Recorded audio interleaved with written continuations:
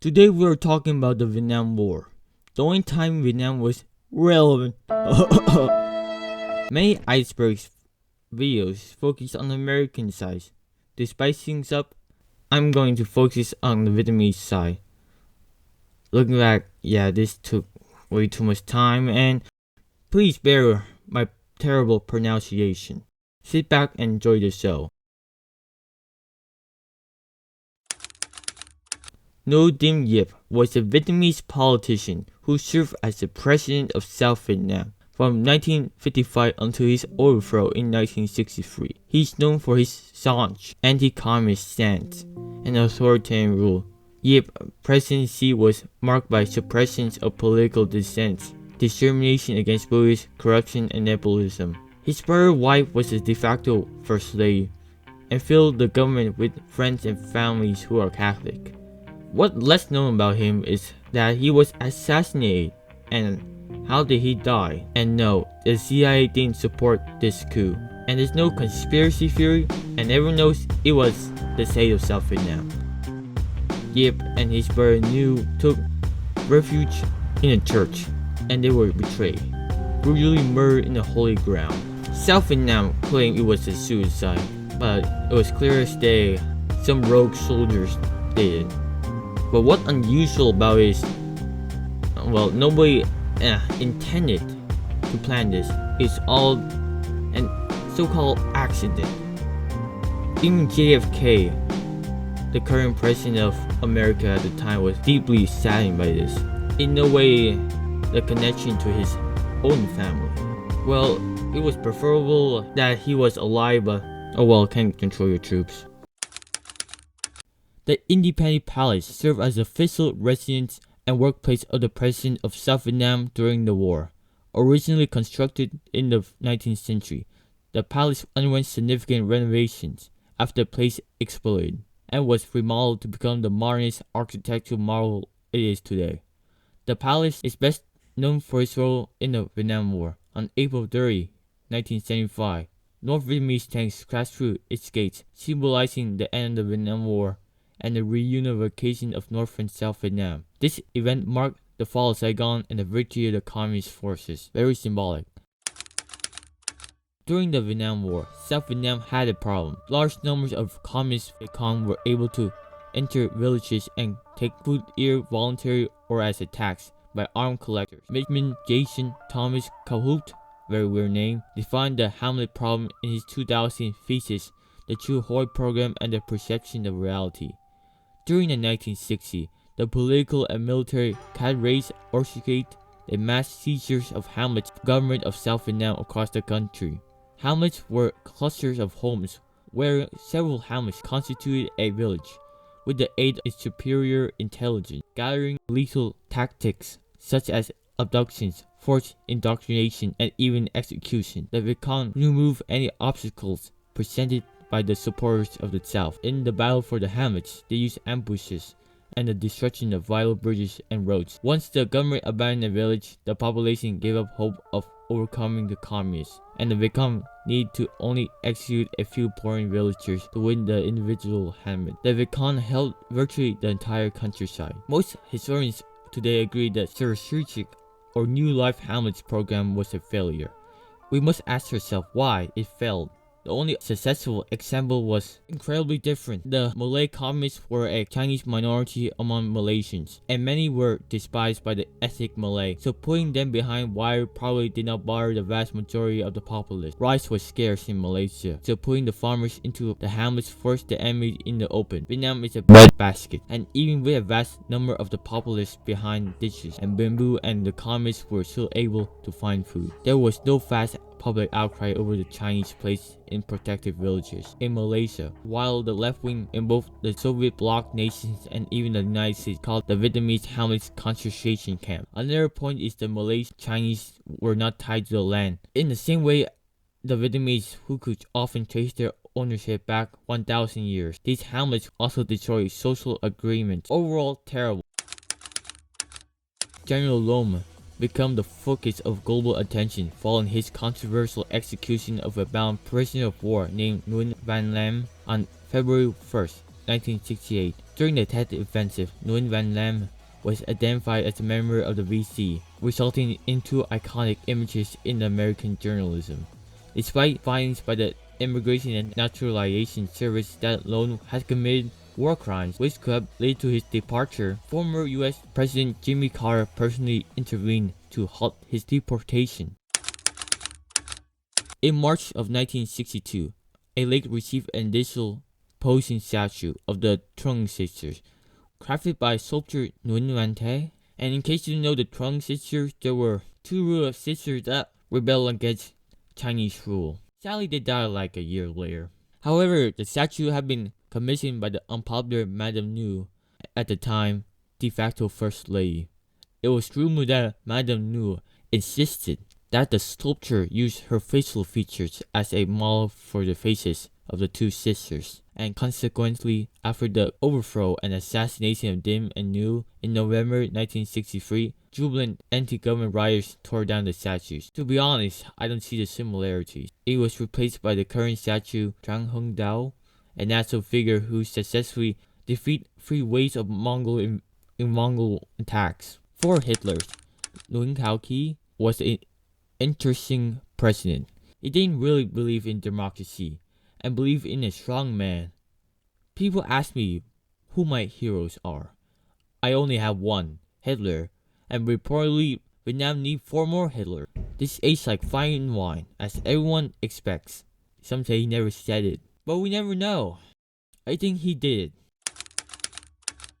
Chieu Hoi, or Open Arms, was a government program to encourage the Viet Cong to defect to their national cause. The typical Chieu Hoi returnee was from 15 to 25 years of age, had little or no education, and had been a farmer or a hired laborer before becoming a Viet Cong guerrilla. In the vast majority of cases, their motivations were a very personal kind.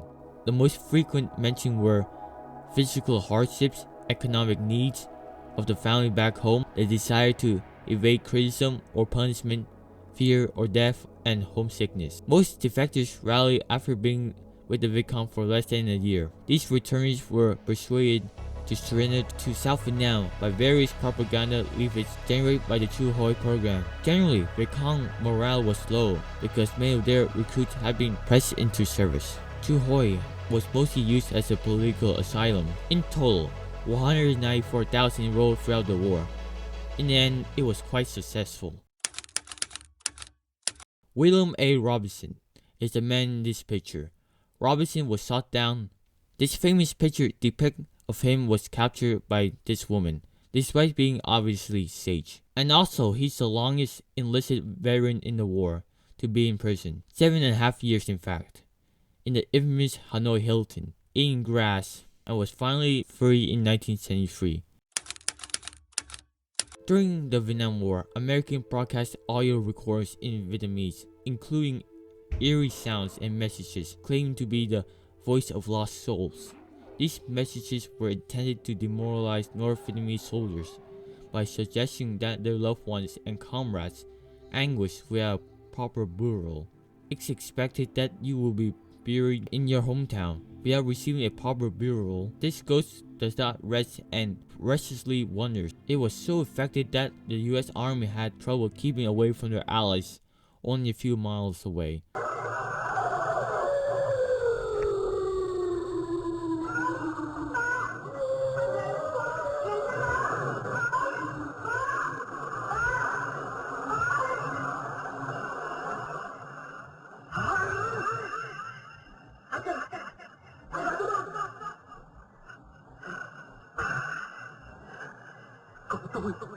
Vợ tôi cứu tôi đi. Bà đang về với con. Tôi đã về với mình đây. Nhưng tôi còn đôi mảnh hàng nữa. Tôi đã chết rồi má con đây ơi. Tôi không biết chừng nào.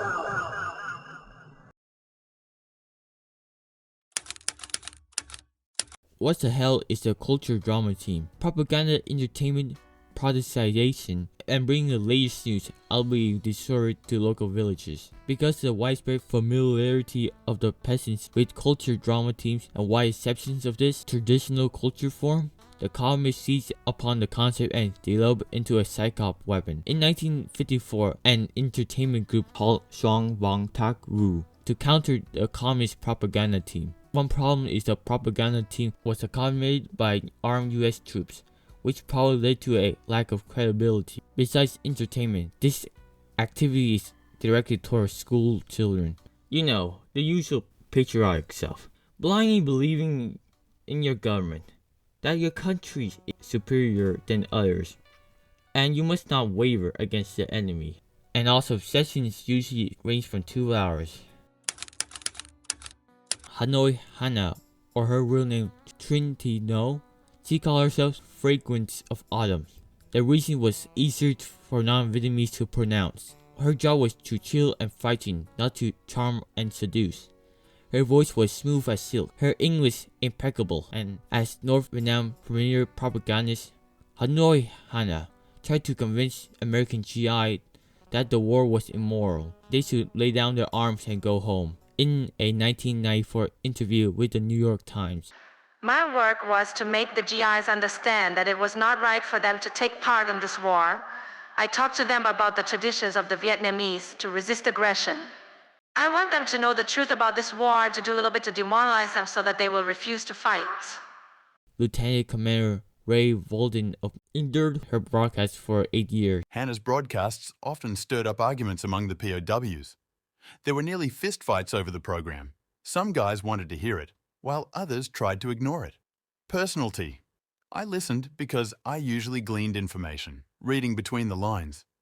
She always exaggerated our aircraft losses, often claiming hundreds of our planes shot down when we hadn't heard anti-aircraft fire in weeks. Following the end of World War II, Ho Chi Minh reached out to President Harry S. Truman for support in ending French rule in Vietnam. Ho Chi Minh referred to the Atlantic and San Francisco Treaty as his claim, supporting the Americans and begging them to end their colonialism, sadly falling to deaf ears. Nguyen Trai, known by his pen name Nguc Trai, was a famous poet in Vietnamese history. Born in 1380, he excelled as a Confucius scholar, poet, politician, and strategist, and helped overthrow Ming rule. Why am I talking about this dude? The reason he's connected to the war is propaganda. In Vietnam, his prophecies were somewhat correct with his event. He predicted the start of World War II and its aftermath. Every Vietnamese understands the phrase Tran Trinh prophecies. There are many interesting things he supposedly said. Brace yourself. God didn't entrust Ho Chi Minh with founding a nation. Being against God and the people, communism will be destroyed. When will the road from north to south be cleared? The south gate is not shut, but the north gate is open to China. Trang Trinh gained supernatural power after he received a book from a great Chinese man. It interpreted the evolution of the earth, so he knew what was to take place in the coming years. Trang Trinh's prophecy states that peace will begin to return in 1970. There is no reason for you or your comrades to die in battle. Find a way to return home to your family. When will the road from north to south be cleared? The whales' warships float in a bloody sea. When the cock crows, the tree of pearls, Ho Chi Minh, falls in the north. During the Vietnam War, the Americans used various tactics to spy on the Viet Cong. For example, T-1151 Dog Do transmitter. It was used as a homing beacon during the Vietnam War.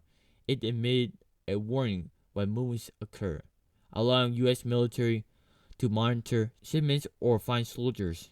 Unfortunately, there were any dogs around. There were many massacres I could talk about throughout the history of the Indochina Wars. But one incident that basically forgotten and way worse than the My Lai massacre, the Bac Chu massacre, was incredibly brutal. 3,157 deaths, compared to 504 deaths. Not to undermine the cruelty, these platoons were set wild. As you probably know, the Khmer Rouge was a bloodbath. After the establishment of Cambodia in 1975, relationships were tenuous between the two countries. As the southern flag was burned Campuchia raided the border villages on the same night of the fall of Saigon. What didn't happen next? Peace? Cooperation? Nope. You see, Cambodia claimed the Mekong Delta, historically called Campuchia Krom. For the next 4 years, the Khmer bloodshed the Vietnamese and their villages. On April 18, 1978, the Revolutionary Army of Campuchia crossed the border in Vietnam and surrounded the town of Ba Chu. The raiders shot them, slit their throats, and beat them to death with sticks. They took all the valuables and burned their houses. Babies were flung in the air and spears with bayonets. At Tam Mu Pagoda, about 800 people were marched out of the building into a barren field and executed. During the 12th day of occupation, so much was lost. My parents, wife, children, and all my relatives were all killed. My second wife's family also died. But now everything is over. The people of the southwestern border and the entire Cambodian nation were all victims of the Khmer Rouge. I only pray that the souls of the victims will be liberated. At the end of 1978, Pol Pot decided it was wise to invade Vietnam, claiming that if every Khmer killed 30 Vietnamese, they would kill every Vietnamese in the country of 50 million, which resulted in the Third Indochina War, which was a whole ordeal. The United Front for the Liberation of Oppressed Races, the organization aimed for autonomy for diverse indigenous peoples and ethnic minorities in South Vietnam. This included Mongrats in the highlands, the Champs in central Vietnam, and the Khmer Krom in southern Vietnam. Initially a political movement, after 1969, it transformed into a fragmented guerrilla group engaging simultaneously insurgencies against both the North and South. FLURO opposed Vietnamese rule in all of its forms, thus fighting against both the Soviet-aligned North, including the Viet Cong, and the American-aligned South during the Vietnam War. The Kingdom of Cambodia served as FLURO's primary supporter. China was also providing some assistance during the Third Indochina War. Almost 3 decades after the Vietnam War, in 1992, when the last group of 407 FLURO fighters and their families surrendered their weapons to the United States peacekeepers in Cambodia. Operation Babylift was a large-scale effort to evacuate children from South Vietnam in the United States and to other Western nations, Australia, France, West Germany, and Canada, during the closing days of the Vietnam War, spanning from April 30 to April 22, 1975. By the conclusion of the final American flight out of South Vietnam, more than 3,000 infants and children have been airlifted. Although the precise location can have been subjected to variation in supporting, over 2,500 children were relocated, adopted out to families in the United States and its allies. The operation was controversial because there was a question about the evacuation was in the children's best interest, and because not all the children were orphans. Stories of crying mothers begging the workers to take their children onto the planes before the city fell. Off they went. Let's just hope the lower rear fuel doesn't tear apart and the plane crashed into a rice field, killing 138 people. Oh god. Project 100,000, also referred to McNamar's Morons, was a controversial program implemented by the United States Department of Defense during the 1960s, initiated by the Defense Secretary Robert McNamara in October of 1966. The operation aimed to recruit individuals who had previously deemed below military mental or medical standards. Its primary objective was to address the escalating manpower demands arising from the U.S. government involvement in the war. Individuals enlisted under the project experienced a mortality rate 3 times higher than that of Americans serving in Vietnam. The project was terminated in December 1971. Carlos Hathlock was a United States Marine sniper with a service record of 93 confirmed kills. Hathlock's remarkable achievements and the nature of his missions elevated him to legendary status within the U.S. Marine Corps. His contributions were so significant he was immortalized by having a rifle named after him. The M21, also known as the Springfield Armory M25 Whitefarer, the PAVN, offered a bounty of US $30,000 for half-cocked life to his significant tally of enemy casualty. Typical rewards usually range from $8,000 to $2,000. Half-cock held the highest bounty and successfully utilized every no-Vietnamese marksman who attempted to claim it, referred as Lom Trang, meaning whitefarer in Vietnamese. Half-cock earned the moniker for the whitefarer he had prominently displayed in the band of his bush hat. One of Carlos Half-cock's supposedly most famous kill was the Apache, a sadistic female killer who would torture and castrate Marines for fun. But women rarely join the military, and her real name is unknown. Brigadier General Tran Do, real name Tak Nak Phak, a deputy commander-in-chief of the so-called Liberation Army of South Vietnam. Lieutenant General Tran Do emerged as a formal figure in Vietnamese resistance, playing pivotal roles in famous conflicts, notably contributed significance to the downfall of French forces at Dien Bien Phu.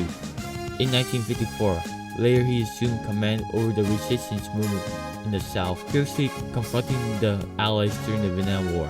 His leadership during the Tet Offensive of 1968, underscoring his strategic powers, the American wistfully pursued Tran De's demise during the battle, releasing leaflets featuring a supposed image of his corpse. There was a mix-up. Tran Do was alive.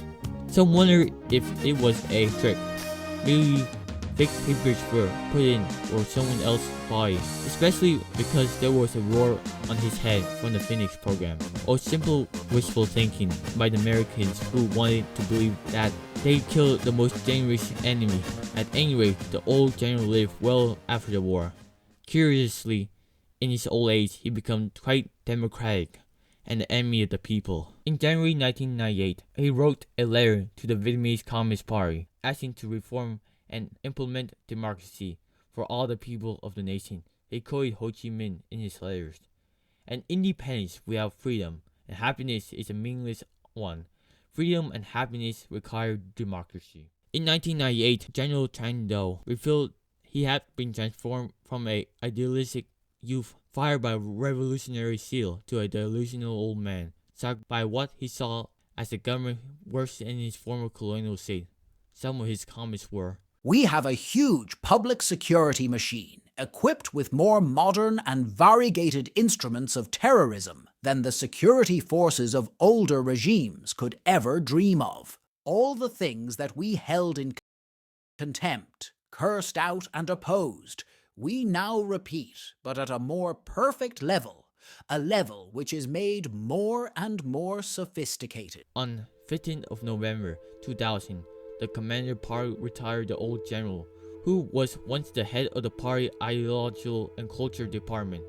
He was expelled from the party in January 1999 for advocating that he would give up the Malapi power. On 15th of November 2000, the Communist Party retired the old general, who was once the head of the party ideological and culture department. He was expelled from the party in January 1999 for advocating that the party should give up on its monopoly on power. On 9th of August 2002, 78-year-old Tran Do died after more than a month in the hospital. Perhaps it would be better for Tran Do if he had died in the Tet Uprising of 1968. He would have died a happy revolutionary without a delusional or questions about the communist regime. Chi Minh was the Vietnamese militia leader during the First Indochina Wars and later the Vietnam War. His forces were eventually incorporated into South Vietnam military and rose the rank of a general. At the time, Dinh was still leading South Vietnam, so he was increasingly unpopular. Several militia leaders were reportedly considered opposing the president, as though they did not outwardly show any signs of opposition. However, on 3rd of May 1955, while standing peacefully beside his military jeep, Chi Minh was suddenly shot in the head. Nearly 70 years later, the murder remains unknown. Various theories exist, with the most possible suggesting involvement by the South Vietnamese government, driven by paranoia that Trinh Min might against the fourth year. Ironically, giving the third-class National Defense Medal with the Gallantry Cross, and reportedly new sorrow for the late general. The brother of No Dim Yip, he was martyred as a national hero. Either way, this was definitely a cover-up. In the morning, Morrison spied something in the sky. It was a winged creature with a body of a naked woman, but she was solid black, like a flying winged saddle. The creature got closer, about 10 feet away from the soldier. Before it took off into the night, Earl brought this up with the locals who were terrified. They mentioned tales, this creature, and how it would often swoop men away to be eaten. Robert was rightfully terrified, and he kept the story to himself for years before coming out and revealing it. Look, man, it was the 60s, a period marked by increased narcotic use, and it was very late. But sure, this naked woman came down and almost took this dude's life. If we can't see people in the trees, let's just destroy the trees, some high official on cocaine probably said. In 1968, the American Army borrowed 2 of these massive machines that would be sent to South Vietnam to clear out the dense forest to limit where the Viet Cong could hide. Agent Orange was also in full swing and used by this point, and soldiers were using chainsaws and other hand tools to cut down these trees, but then these things weighed 60 tons and would use the brute strength to knock trees over with their sharp wheels. Then it would grind them up and break the logs at maximum strength. These things cleared 4 acres of trees per hour, but these things never worked because a big part of the day was spent pulling them out from the mud as they got stuck. They were also easy targets as it had no form of defense and will be shut down by a few well-placed shots to the machine water coolers. Suggestions for improvements were made, including putting a 50 caliber machine gun turret on top, but these plans never went through. Nguyen Van Be? A lot could be said about him, a national martyr who sacrificed himself with a bomb to kill those pesky evil Americans. Such a selfish act. Wait, why is he so low on the list? Isn't he a national hero? Well, yes and no. Be life started off as unremarkable. He joined the South Vietnamese army in '66, but he never sacrificed himself. He was captured, pulled by the hair, embarrassingly. Then the common used him for propaganda. You thought it would be smart to use a dead guy that can't come back to life and ruin your entire national narrative, which Be did. Be was rescued by the Americans in a prison camp, but before that happened, the communists were having a field day, releasing songs, poems, films, and constructing statues. Schools changed their names to him, for example. We shall fight like you, oh scarce and immortal Nguyen Van Be. We shall live like you, you who know not to retreat, and every battle shall be fought as you fought it. Forever we shall follow your shining example. Look how badass this look. Sadly, almost all of it is lost in media. Be was swiftly brought on air. I am Nguyen Van Be. On the 30th of May 1966, I was captured while on a mission on the Kai Bio Canal, my Quai village, Kien Phong province. For some time, the front has proclaimed that I sacrificed my life by exploding a mine against an M113 troop carrier and have honored me with the title of Dead Hero Nguyen Van Be. However, I want you all to know that the story is not true because here I am, right now. I am still alive. I am alive and living here in the South.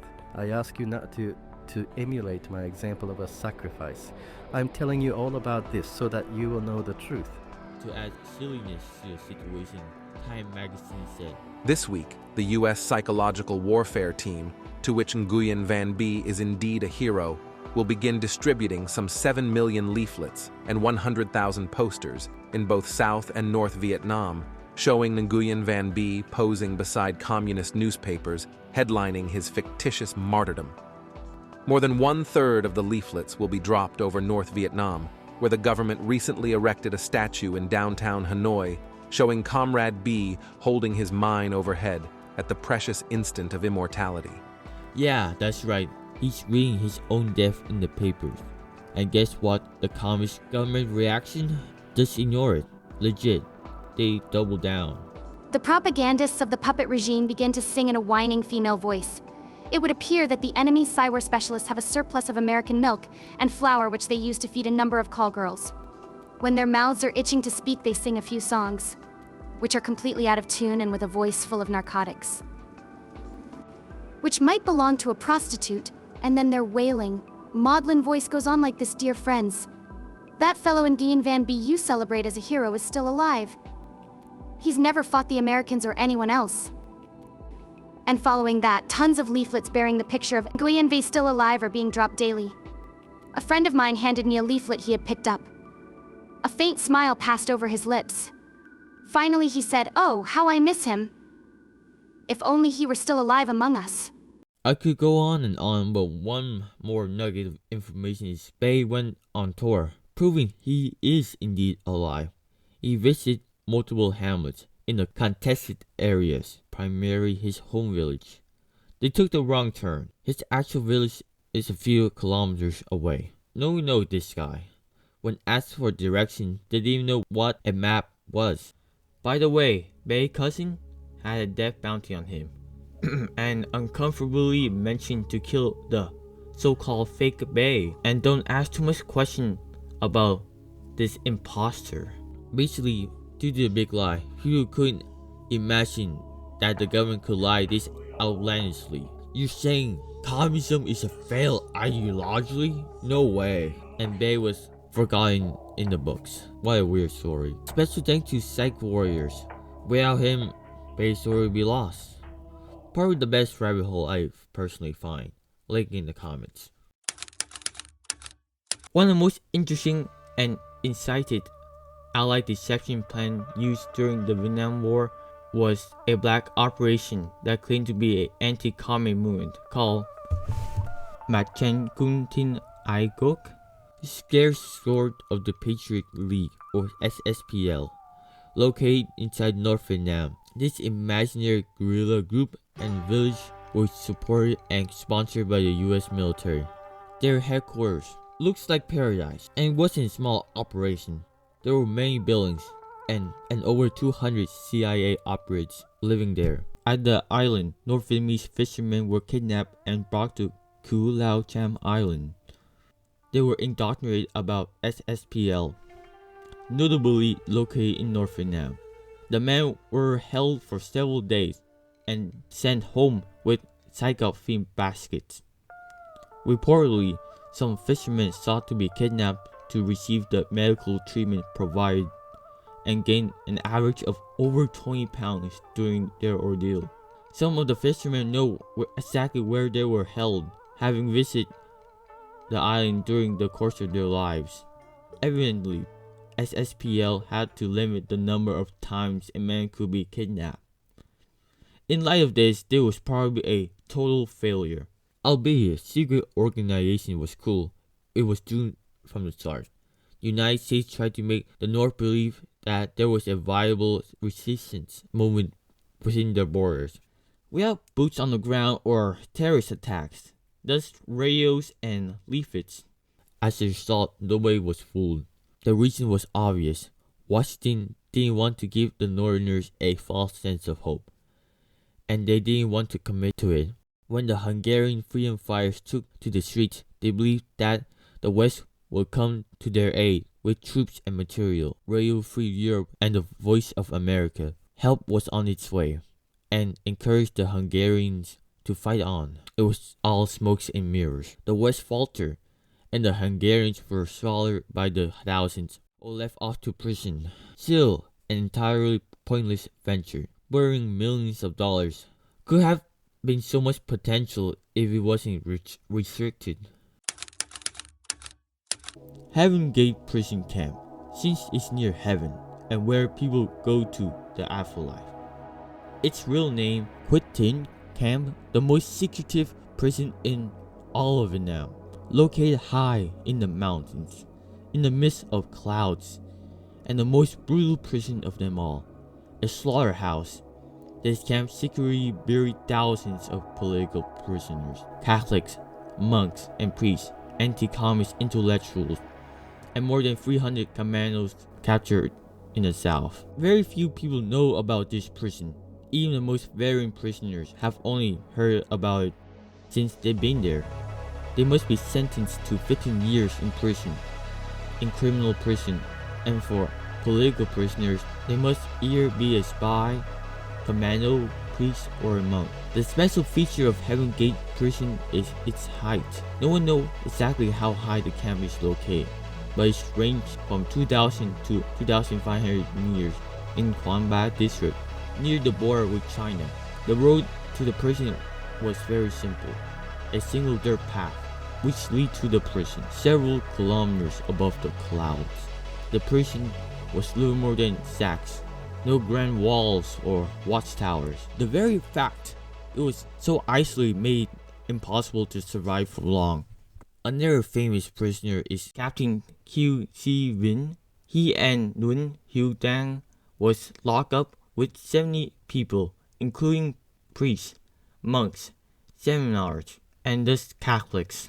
Mr. Min said his experience as it follows. My family is a powerful landowner. My father was killed in Gia, and all his assets were confiscated. In 1959, I was arrested, along with Brother Nguyen Dang and 70 monks and priests. We were taken to Heaven's Gate.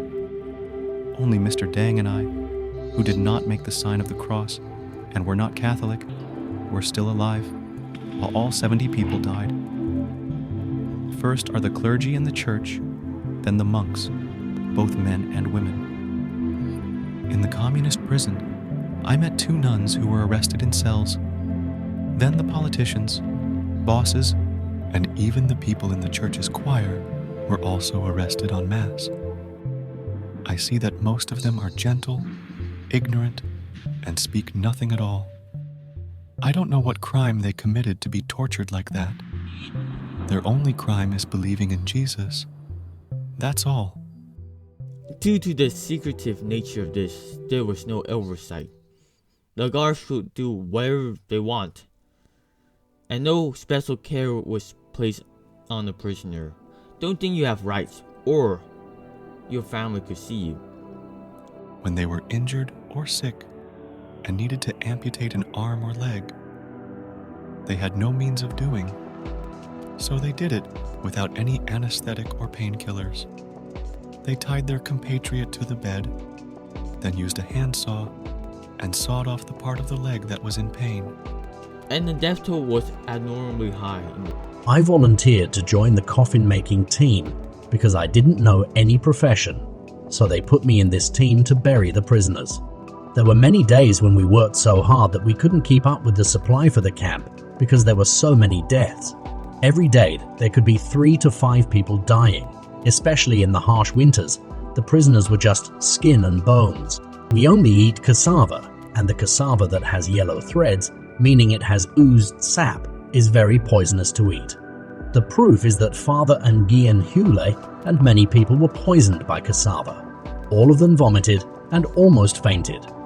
We were only allowed to eat cassava and salt water. We were so hungry that we had to sift through the dung to eat. It was because we ate Indian bobo seeds, and bobo is very hard. Young people like me have trouble chewing it, let alone old men. No matter how hard we chew it, half of it is still left. The other half is intact, it goes in, and then comes out again. After the prisoners went to the toilet, they went in and scooped up the dung. The groups that went out to the fields took it down to the stream, washed it, stewed it, and ate it again. On August 20, 1978, the unthinkable happened. China invaded Vietnam.